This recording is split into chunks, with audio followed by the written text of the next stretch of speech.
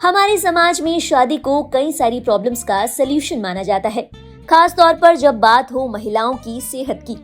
अगर घर की बेटी ये कंप्लेन करे कि उसके पीरियड्स टाइम पर नहीं आ रहे या फिर उसे बहुत तेज दर्द हो रहा है, तो अक्सर उसे यही सलाह दी जाती है कि शादी के बाद सब कुछ ठीक हो जाता है। लेकिन ऐसा होता नहीं। शादी के कुछ ही महीनों बाद सास पोता पोती की रट लगाने लगती हैं और तब आपको पता लगता है कि आपकी प्रेगनेंसी में दिक्कतें आ रही हैं। उन्हीं समस्याओं के चलते जिन्हें आपकी टीनेज में इग्नोर किया गया। इन समस्याओं में सबसे कॉमन है पीसीओडी। पीरियड्स के रेगुलर ना होने के सबसे मुख्य कारणों में से एक है पीसीओएस यानी पॉलिसिस्टिक ओवरी सिंड्रोम। इसे पीसीओडी यानी पॉलिसिस्टिक ओवेरियन डिजीज भी कहा जाता है। इंडिया में हर 5 में से एक फीमेल को पीसीओएस है और इन सभी फीमेल्स में से 60 यानी 60% टीनेजर्स हैं। सोचिए, इतने भारी आंकड़े होने के बावजूद भी इंडिया में 65% से ज्यादा महिलाएं ये जानती ही नहीं है कि पीसीओएस आखिर होता क्या है। तो चलिए आज बात करते हैं इसी को लेकर।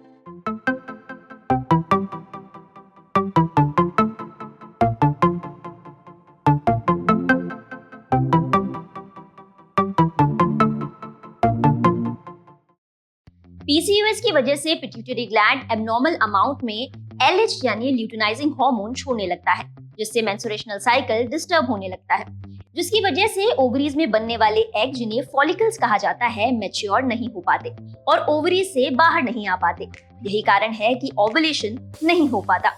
ओवरीज में पड़े पड़े इन फॉलिकल्स में एक लिक्विड भरने लगता है, जो कि छोटी छोटी सिस्ट यानी गांठ का रूप ले लेती है। इसे पीसीओएस कहा जाता है। इसकी वजह से पीरियड्स रेगुलर नहीं रहते और ये भी मुमकिन है कि कई महीनों तक पीरियड्स आए ही ना।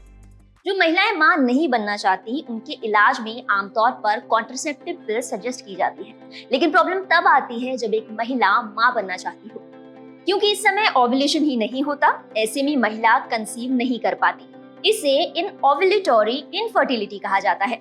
दुनिया भर में तकरीबन 30% इनफर्टिलिटी के केस इसी वजह से होते हैं। तो क्या पीसीओएस होने के बाद मां बनना मुमकिन नहीं है? जी नहीं।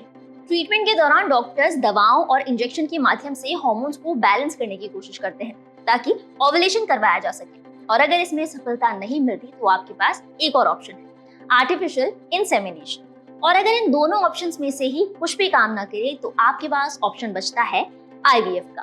तो चलिए, पीसीओएस के बाद भी आपके पास मां बनने की कितने सारे ऑप्शंस है ना, तो प्रॉब्लम खत्म? जी नहीं। पीसीओएस न केवल रिप्रोडक्टिव सिस्टम पर बल्कि शरीर के दूसरे हिस्सों पर भी बुरा प्रभाव डालता है। इनमें सबसे पहला है ओबेसिटी यानी वजन का बहुत ज्यादा बढ़ जाना। हालांकि ये एक सर्कल की तरह है, क्योंकि कई लोगों को ओबेसिटी की वजह से पीसीओएस होता है और कई लोगों को पीसीओएस की वजह से ओबेसिटी होती है।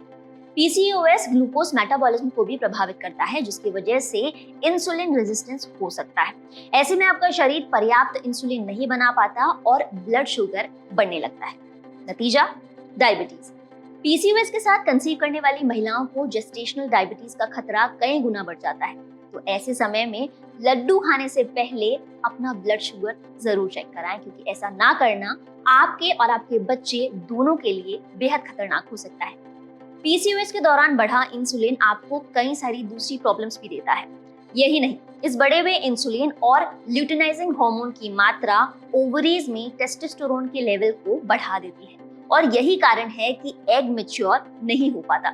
इस बढ़े हुए टेस्टोस्टेरोन की वजह से ही एक्ने यानी मुहासे और चेहरे और शरीर के दूसरे हिस्सों पर अनचाहे बाल आने लगते हैं। कई सारी रिसर्चेस बताती हैं कि जिन महिलाओं को पीसीओएस होता है उन्हें ऑटो इम्यून डिजीजेस होने का खतरा कई ज्यादा होता है, जिनमें थायराइड सबसे कॉमन है। यही नहीं, पीसीओएस की वजह से हार्ट डिजीज, हाई बीपी और एंडोमेट्रियल कैंसर होने का खतरा भी कई ज्यादा होता है। अब आते हैं सबसे अहम सवाल पर कि पीसीओएस आखिर होता क्यों? तो इस बात का कोई ठोस जवाब नहीं मिला है। एक्सपर्ट्स की माने तो ये कई कारणों से हो सकता है। इनमें सबसे पहला है ओबेसिटी यानी बढ़ा हुआ वजन।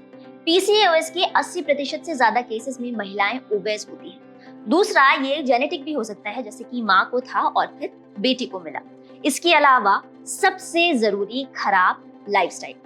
खराब लाइफस्टाइल में खराब डाइट, स्ट्रेस लेना और एक्सरसाइज ना करना शामिल है। सैडली पीसीओएस का फिलहाल कोई ठोस इलाज मुमकिन नहीं हो पाया है। डॉक्टर्स केवल सिम्टम्स को ट्रीट करते हैं। पीसीओएस का हमारे पास इस वक्त कोई भी परमानेंट ट्रीटमेंट या क्योर नहीं है। हाँ, लेकिन पीसीओएस की वजह से जो आपको सिम्टम्स हो रहे हैं, जैसे कि इरेगुलर पीरियड्स या एक्सेसिव फेशियल हेयर या इनफर्टिलिटी, हमारे पास इनकी दवाइयां जरूर हैं। लेकिन पीसीओएस का परमानेंट ट्रीटमेंट या इलाज लाइफस्टाइल चेंजेस ही है। हम डॉक्टर्स जब पीसीओएस में लाइफस्टाइल चेंजेस की बात करते हैं, तो हम आपसे आखिर क्या कहना चाह रहे हैं? हम आपसे ये कहना चाह रहे हैं कि आप जंक फूड खाना छोड़ दीजिए। जंक फूड की बजाय घर का बना हुआ साधारण खाना खाइए। भरपूर नींद लीजिए 7 से 8 घंटों की।